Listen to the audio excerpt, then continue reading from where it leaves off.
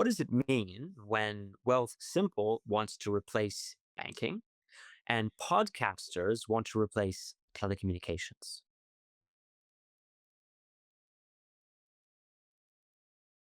Welcome to RP. I'm Aidan Clark. I'm Ben Parkins. So, yeah, a lot on the table. Where do we want to start? Smartless, probably. Cool. Let's do it. Yeah, so I guess a little tiny bit of background for maybe people who aren't familiar. Definitely a different type of podcast than ours. Smartless is sort of a comedy and I guess, culture podcast by three actors, Jason Bateman, Will Arnett, and Sean Hayes, who are all sort of famous from sitcoms. Um, their heyday was maybe like a decade ago, but they've all remained friends, and now they have this great chemistry, and they've made a podcast together. Super huge, millions of listeners, like one of the biggest. And then they recently came out and had a press release and have sort of been on a tour where they're launching Smartless Mobile.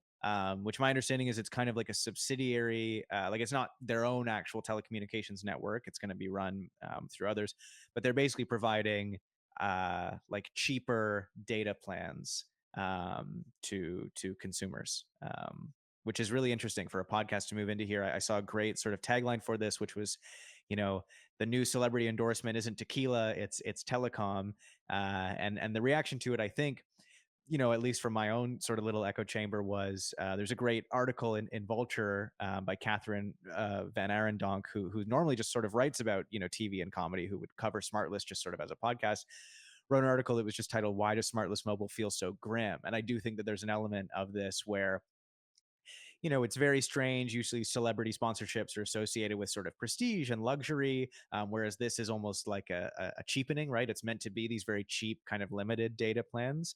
And then also the fact that we even have celebrities kind of moving into this space, the fact that there is this need for cheaper because telecom has become so expensive, even though allegedly we've made technology so much more efficient. I mean, it's a huge storm of a million different things that just makes it, pretty fascinating. Sort of reminds one of when, what was it? Was it Walmart that was going to start filling potholes, Yeah, in rural towns? totally. It's, on the one hand, it's like, well, they're going to fill the pothole, but on the other hand, how do we get to the point where private enterprise has come in and is going to fill the potholes? I suppose part of the Frankenstein's monster of it for me is that telecommunications, not unlike roads and potholes. I mean, it's a public piece of infrastructure, and so what seems to have collapsed is the public sense of ownership and responsibility. Um, yeah, for something like telecommunications services, we don't really know who built them. We Yep. don't really know who manages and operates them. We don't understand the economics of the contracts behind why we pay what we pay. Obviously, in Canada, we have a not a different but not dissimilar situation. We have basically telecoms who a couple who basically run everything in a cartel-like fashion. Yeah, I was going to say, of note, I think two of the three hosts that are now behind this are Canadian, but Smartless Mobile will not be launching in Canada because we have such tight telecommunications restrictions. So if anyone was listening to this and saying, "Oh, great, well, Rogers is pricing me out of my data plan," it's not coming to us. But this is a good example of how, the fantasy, of course, is you get to go to the United States where there's this free market conditions and fewer interruptions to commercial activity and less regulation. But you see that maybe this represents the kind of the grim, as you put it, truth of when you can do something quicker, when you can do something cheaper. Is that you're continuing, I suppose, the kind of programmatic dismantling of so much of what is public, and completely underestimating just how important public participation was to the creation of something like telecommunications. Like, we assume that a society exists when we go and we build telecommunications, right? It's not a series of siloed people or atomized communication. Telecommunicate means, in the word telecommunications, it's simply an upgrade, a technical upgrade to the practice of communication. And so, yeah, when you start having to use the word cheap beside the word communication, or yeah, the podcasters are having to do policy. Yeah, maybe you should invert it and say, well, what the heck has happened to communication, or what the heck has happened to policy? Maybe like communication at the moment is sufficiently kind of degraded and dismantled as as a cultural feature. It's an axiom of society, obviously. I mean, it's we wouldn't be anywhere without the technology of communication. Um, but something seems to be happening there, and the podcasters are just kind of coming like these vultures, or like the Walmart fitting the potholes. And unfortunately, they end up reproducing the very same dynamics that got us here, in that they do what what they know how to do, which is, well, how do I commercialize um, cheap communication? But again, the question we should be asking is, why is cheap communication the commodity of the moment? Why do we even think of communication as something that can function in the context of cheapness? Yeah, it's very interesting to see. I do think that I wonder if there's even a perception of that sort of that public element to things like telecommunications infrastructure. I mean, I don't know that people necessarily know the history. That, I mean, it's maybe easy to imagine that Alexander Graham Bell invented it, as you said, as this silo, and then Bell Labs sort of built it, and then people undercut them and became more efficient. And through the efficiencies of the market, we got this massive communications, telecommunications infrastructure. If they understand that it didn't work like that, that it worked, closer to something like road building or a sewage system or an energy grid or something like that, that in fact it did require, as you said, like a really existing society, and some really existing will and participation. And yeah. Well, maybe a good way of putting it, though, is that it actually is the first version that you gave. It was a siloed invention that gets expanded by the Bell Company, and then additional layers of speculation are added Mm, in, say, the 1990s and early 2000s, or right before the dot-com bubble, when there's so much uh, belief that we're creating something, a whole new era of communication. Um, but that in order to sort of, for that history to make sense, you have to have uh, a reliable concept of an existing society. Whereas the commercialization of society, you know what I mean, is, to be blunt, an attack on the concept of society. You know what I mean? I mean, going back 800 years, really, when they started to commercialize land in the feudal system, that marked the end of feudalism, because the moment you could negotiate a contract, um, uh, through commercial means, that there weren't any other considerations, any other sort of social uh, laws, as it mm. were, against renegotiating a contract commercially. You brought down the end of the previous concept of society. So definitely, you had this reliance on society, and we've been slowly selling off this idea of society. I think bit by bit. Again, we sold off our housing markets. We sold off our pensions. We've turned everything into a piece of collateralized debt, um, on the assumption that it's just going to stay there and it's still going to exist. Mm. But again, when a solution comes like Smartless Mobile, it just repeats the commercialization. It doesn't really invent a new concept of society. It serves kind of the lowest common denominator, um, and presents itself in the form of another commercial product, which is not really, again, what we need. What we need is to figure out, how do you use something like technology? How do you use something like telecommunications to reinforce a view of society, or a society in and of itself? Like, how do you? I mean, the last version of this was the internet. The internet was going to emerge on the basis of, yeah, tons of speculation, and it was financial and commercial speculation largely.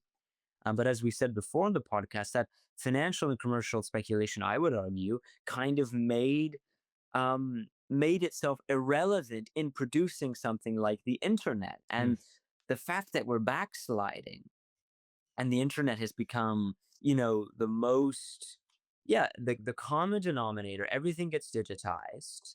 That's just how we do things. That's the concept of communication, or the concept of society. Um, but it's the internet as a commercial medium. It's the internet effectively as a giant market, not the internet as, whatever product it could have been that emerged and made, financial and commercial speculation no longer, say, the engine of human creativity. I think that moves us well onto the next topic, which is that, Wealthsimple wants to replace your bank. The CEO of Wealthsimple, which is basically like it's twofold. It does like people can do their taxes via the platform, and then also it's like an investment platform. You can get an app and you can trade on your phone. It's made a lot of financial services very accessible for people. Um, but yeah, the CEO basically said that banks are an unnecessary tax. They have all of these fees, they have all of these costs that are incurred. Obviously, alluding to the fact that Wealthsimple is a digital cloud platform. Banks have brick and mortar retail. They have all of these employees. All of these employees have all of these terrible benefits and uh, things that they can actually get from the job that are not just financial, that can be replaced by AI and the digital and all these things.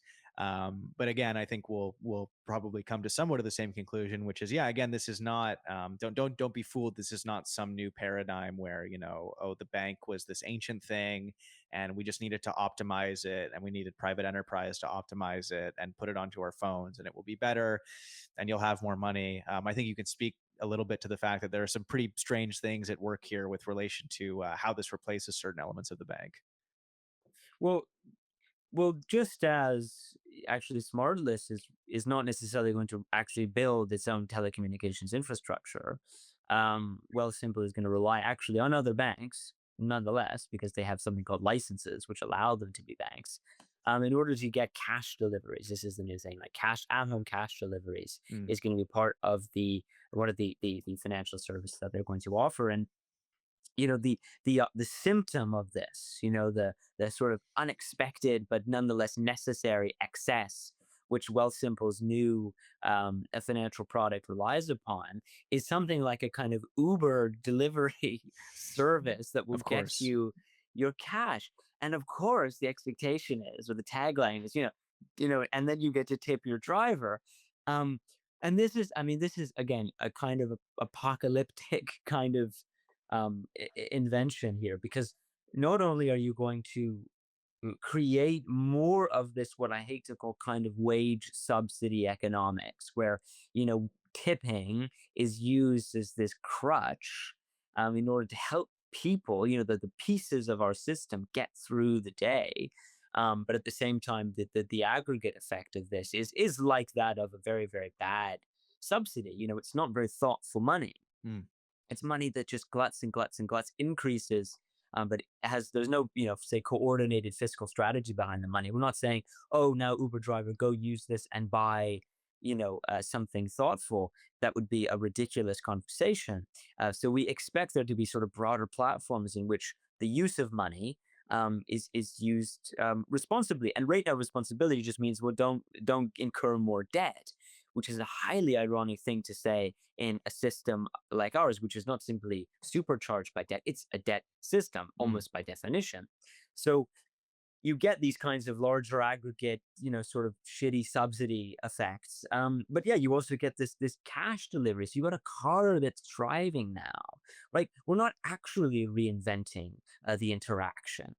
It's not actually getting digitized in any way in which we mean. There's actually tons of human activity still there, just as if I was actually going to the bank myself. Except now it's being synthesized. We're turning the movement of me to my bank. First, we're saying that's inessential, the movement to the bank. That's a waste of your time.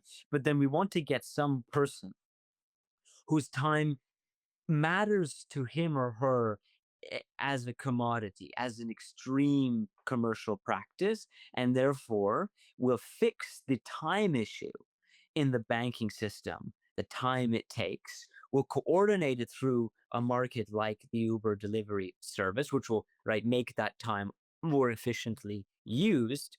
But of course, all the while underestimating, one, why has it got to the point where walking to the bank is considered to be what, too, in this our very advanced society, it's too complex for us to walk to the bank.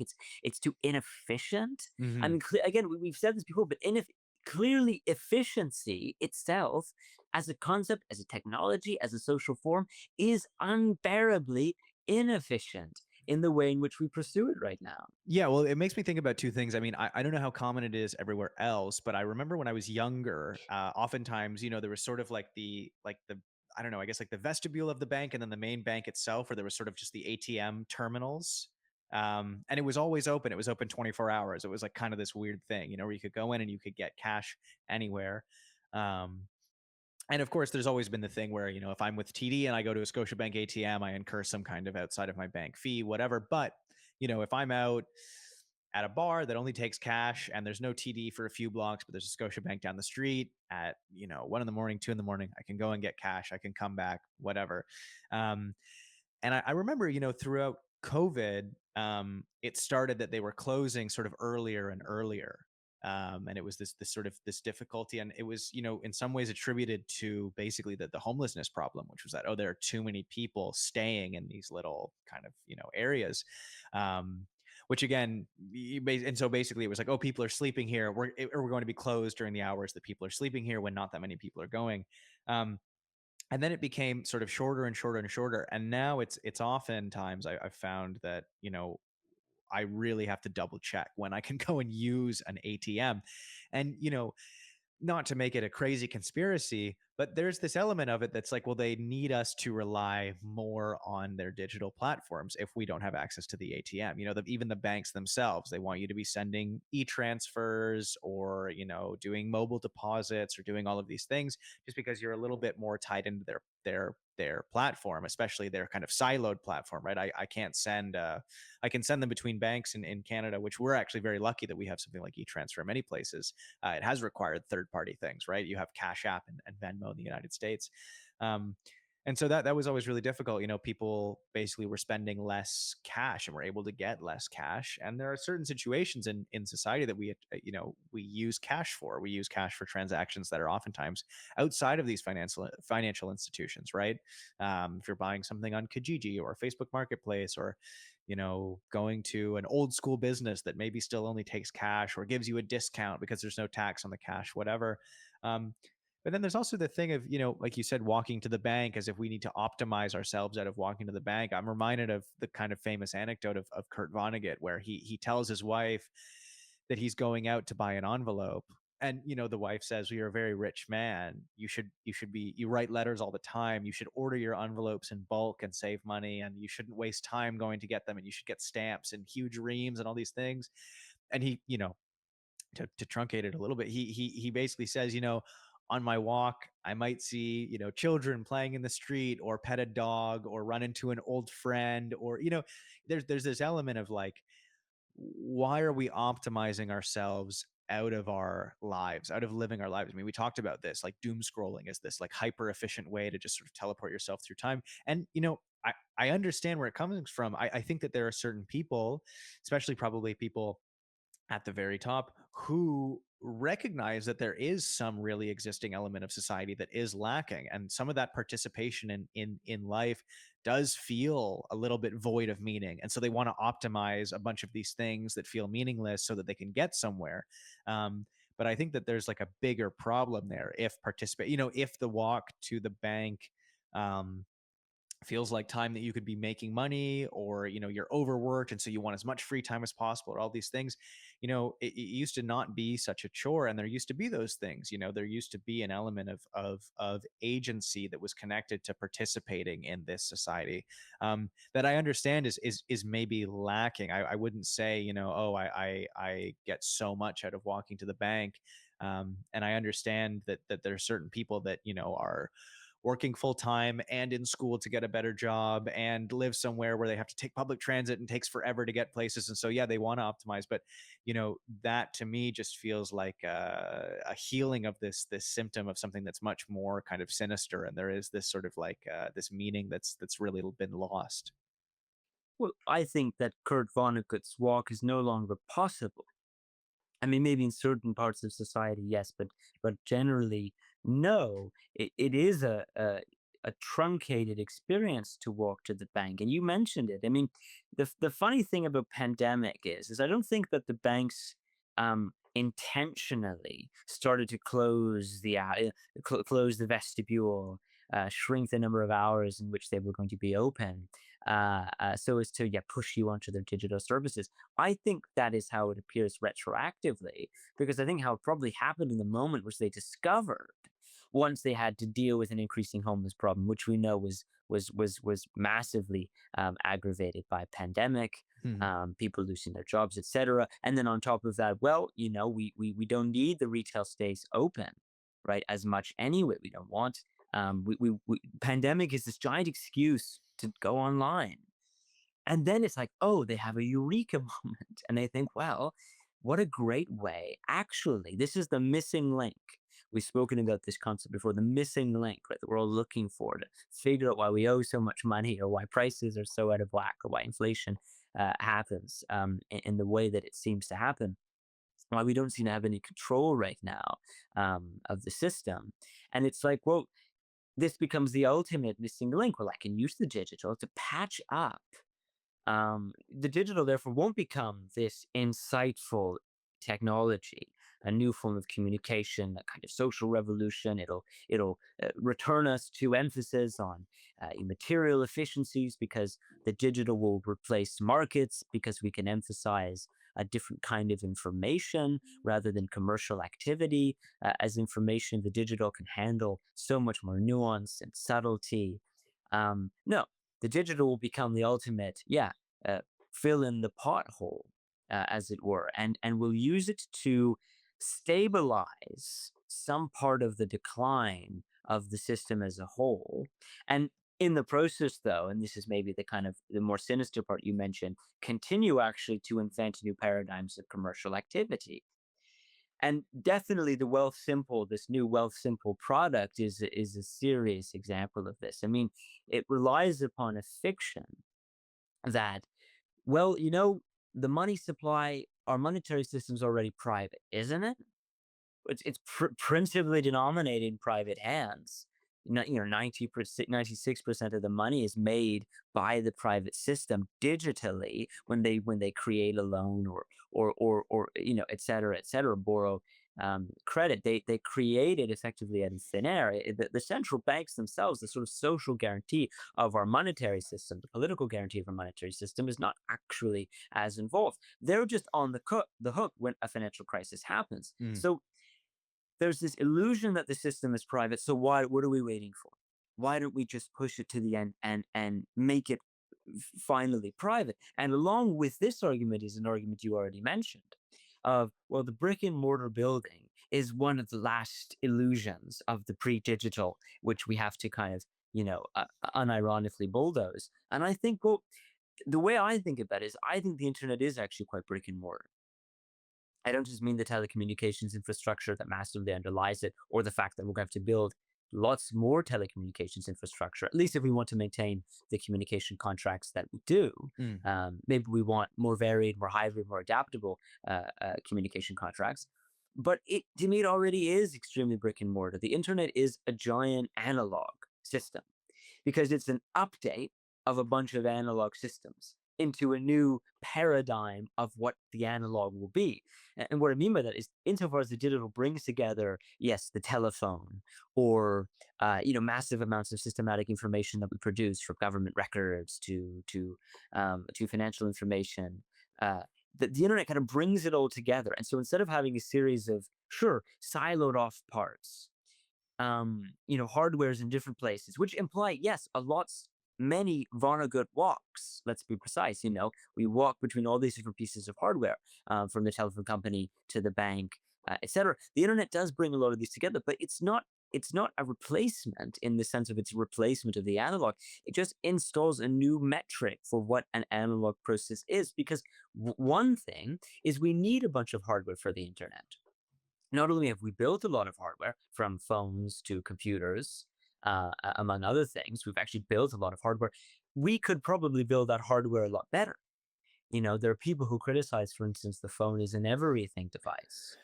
A device which maybe should be broken up into several devices in order to have more of to reinforce the analogness that is there. In other words, you would have a new kind of walking, a new version of Vonnegut's walk. Totally. Well, we used to have that. I mean, I think we've spoken about we used to have, your gaming console and your computer, and the computer had a computer room, and there was certain. I mean, I think we grew up in an age where you would have maybe okay, you can watch TV for 40, you can watch one show and 1 hour on the computer and 30 minutes on the Xbox or whatever. Like there was this way of breaking things up, and there was this kind of like, yeah, participation and even in some cases almost like a ceremony and a real culture around it. Now, I'm not necessarily suggesting that I mean, I think I would repeat kind of Blanchette's point that, oil and gas are not a culture. I don't think that, breaking up your screen time into intervals is a culture. But there was more intention, more thought, more participation, between these things, and there was a lot more innovation. I mean, we talk about this. I mean, why does a new iPhone need to come out every year? Whereas video game consoles, we talk about in terms of generations. The Xbox 360 is this massive step, and it brings with it all these things, and people have 10 years and these product cycles to come up with entirely new 3D graphics and sound processing and controllers and ergonomic. I mean, it just like there's so much there, that I think improves the quality overall. I mean, basically just does everything better, that we have started to miss by merging everything. I mean, with our everything apps and our everything devices and all these things. Because I mean, you can imagine that eventually Wealthsimple would go, well, why is, okay, well, the bank is digital now. Well, why is the bank separate from your social media? Why is social media separate? Why is AI separate from your social media? And all these, eventually you get to this point where you just have this like optimized to the point of zero competition, almost like massive thing that just kind of doesn't work for anyone. And when you produce an optimized system like that, it's a word that's going around the internet now. It's called frictionless. It's sort of the ideal right now. But I'm of the opinion that if your system is frictionless, you can't have an economy. Hmm. You have to choose. You either have a certain level of friction, so i.e., people still have to go for walks, right? Or economic activity as a social practice, which it is, kind of just breaks down. If it's optimal, Totally. it is optimized out of existence. Now, maybe the slightly kind of Freudian version of this is the Uber driver who delivers me my cash, but the system ignores the friction or attempts to quantize the friction to the absolute smallest marginal unit, in which case we have this fiction again that we're frictionless because the friction we are producing we don't take responsibility for. Mhm. Um, and this is probably also why when you look at the Wealthsimple situation, like one of the things that we're pushing to the wayside is our monetary system itself. What happens when you optimize your monetary system? Well, after a certain point, do you need money? I mean, what money for what? Money to buy something within the Wealthsimple Everything app? The irony here should not be underestimated. Clearly, the friction is sort of kind of exiting the social technology that is an economy, that is a market.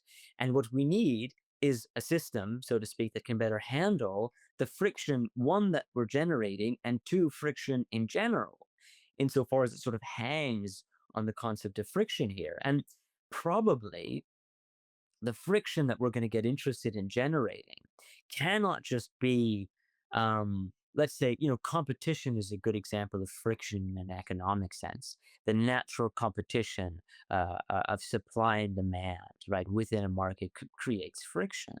But I think that when we run out of economic friction, probably supply and demand as a concept, in an economic sense at least, the monetary system, etc., they kind of go out of, they stop being useful. And Wealthsimple, therefore, or Smartless are kind of accelerating something that the system already seems to have realized, which is that, okay, again, the monetary system feels kind of irrelevant right now. Why is there a brick and mortar intermediary?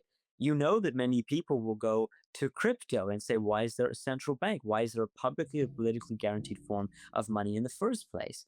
And both the cryptocurrency people and the Wealthsimple people create extraordinary fantasies of the inefficiency of the preceding system in order to explain why their commercial product is the answer, i.e., they need this fantasy that there's something in the way so that they don't have to say, oh, the reason we're having to do this is because money itself is breaking down, because economic activity is, as a concept, as a social technology, is breaking down, because markets are not working anymore. Again, if there's somewhere where the digital intervenes, it's It's in trying to continue something about commercial and economic activity, but increasingly without an economy, increasingly without a market. And this is where you get where all the other social processes are going to get absorbed from the delivery drivers are now going to become part of this. But again, will produce a kind of accidental economics, as you will. I mentioned subsidies already, which we will not be able to integrate well. We'll continue to face inflationary crises because we'll have no way of controlling the fact that we need so much extra money to run this. And this extra money will be kind of a fossil, as it were, of the old system that we've not fully decided uh, to move on from. This has been Radical Priorities. I'm Ben Parkins. I mean, Clark.